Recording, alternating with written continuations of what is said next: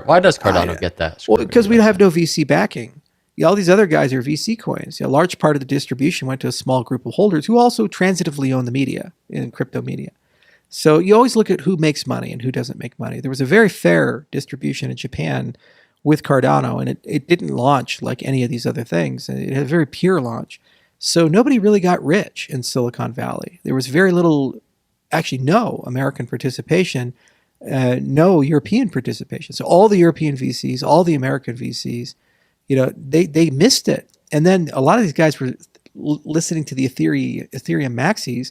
And so the Ethereum people were saying Cardano is not just a bad project, it's a criminal project. It's a scam. It's a Ponzi scheme. So they just said, whoa, I can't touch that. No. Charles Hoskinson's a pathologically lying sociopath and he's Bernie Madoff. No, I don't want anything to do with that. So they missed the boat. And since they missed the boat, there's a confirmation bias where they focus on mostly what they can with negative. And who gives a fuck? I'm not here to take care of, a small group of people in Silicon Valley, or, some people think they're big in the space. Space is a lot bigger than those people. We're here to change the world. We're here to, get Africa on board. We're here to actually build real use and utility. And every meaningful metric, we're killing it. From social media mentions to user adoption growth, wallet installations, everything you could track has had exponential growth over the last 2 years. Just give you a sense of transaction volume. We had more transactions the last 90 days than the entire history of the project combined. And you're telling me we're a ghost chain and there's no use in utilities. Come on now. You got some land you want to sell me too? So the way you just explained it, it really does go back to historically what people originally were saying about Cardano, the project. Right. It's like these seeds of lies that got planted, and maybe that's even still the scrutiny is just growing on those toxic trees that kind of formed all the way back then years ago. Yeah. I mean, the bigger the lie, the more you have to do to defend it, and it's gotten to a point where it's pretty absurd and obscene. And they write books and these other things. It's like, okay. And the only way to combat it, how do you combat it? Just build. Well, yeah, just build and ignore it. Also just call them out on the absurdity. Like I guess there was this one book I said I jumped out of an Apache. You don't even jump out of Apaches. Come on, get your helicopter. You jump out of Blackhawks, not Apaches. I was just like, think through the stupidity of these types of things, and just the kind of bizarre perspective on life you have to just write that down wholesale in these types of things. But they do, because they want to believe it, or it's just convenient to write it down. And that's the politics of personal destruction. And we failed as a project if Cardano can be dismantled by an attack on me. So it's an indication of our level of decentralization and strength as a community, or the fact that I could be completely tarred and feathered and just be burnt to the ground, but Cardano itself survives as a project. It's a good thing. So in many ways, the attacks are actually a good indication of the level of resilience of Cardano. The fact that we've been able to grow and succeed despite the fact that there's been a lot of obstacles and barriers and these types of things, that really tells you that we're on the right track. And by the way, Bitcoin had the same growth curve. I was around in the early days of Bitcoin, and it was brutal. Whatever incoming I get, whatever incoming Cardano gets, let me assure you, the incoming that Bitcoin had, you entered every conversation with a normal person of, oh yeah, Bitcoin, isn't that thing for drugs and money laundering? That's where you started in every single conversation, if they'd heard of it. First, they'd never heard of it. And if they'd heard of it, the only thing they've heard is drugs and money laundering and child pornography.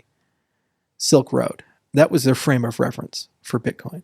Yet now it's $2 trillion ecosystem. It's huge, right? Bitcoin has become a major thing. Nation states have adopted it. So that criticism, the proclamations of death, and it's still attacked. There was an article in December from the FT where they said Bitcoin is the biggest Ponzi scheme in human history. It's like, how is that possible? They're still. I know. Like what corporate overlord do you work for that is losing because of Bitcoin? So it makes you stronger at the end of the day. And what you don't do is you don't pay attention to it. And what you do is you try to say, okay, what do we need to achieve our goals? And you have to have singular focus. I know what we need to do to get Africa on board, and we have a collection of technologies that are maturing. We know what we need to do to scale.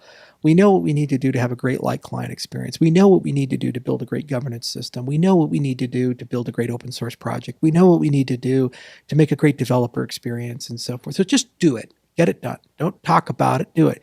Paul Halmos was a famous mathematician, and he had this great saying. He was a Hungarian mathematician. He said, the key to writing a good proof is tell them what you're going to do it, and tell them what you did. So we're in the do it phase. We're doing it. We're building it. And then after we build it, we'll tell them what we did. Haters will be haters. They'll be poor. So building it, right, and especially this year, it sounds like a lot of optimization as well. What do you see the end of 2022 like, especially for scalability and governance, those two things that we were just talking about? Do you see a lot of progress being done? Do you see? I think everything will get done that I outlined: the side chains, the pipelining, the import endorsers, the library optimization, Hydra and Mithril. Now there's degrees and flavors, like there'll be more Hydra stuff to do, but at least you'll be able to use Hydra for something like microtransactions. Mithril will be probably completely finished because it's a finite scope of work. And we had to bring on some sophisticated contractors for it like Galwa, but they're getting it done. Pipelining is just shades. You can always optimize pipelining and do more in those heartbeats. And the same for input endorsers. There's always ways to optimize that, but some version of it will ship. And at that point, I think we'll be in an exceedingly strong position to match what we see with Solana and these other platforms, but have the added benefit of being actually decentralized and having real theory and strong foundations behind it. And also the extensibility of the protocol, like what we wrote in Ouroboros Chronos or Leos, or what we were writing in Omega, these other protocol flavors. There's an obvious path to introduce them, which improves the utility, usability, and security of the system. So we don't have to redesign the protocol or anything like that.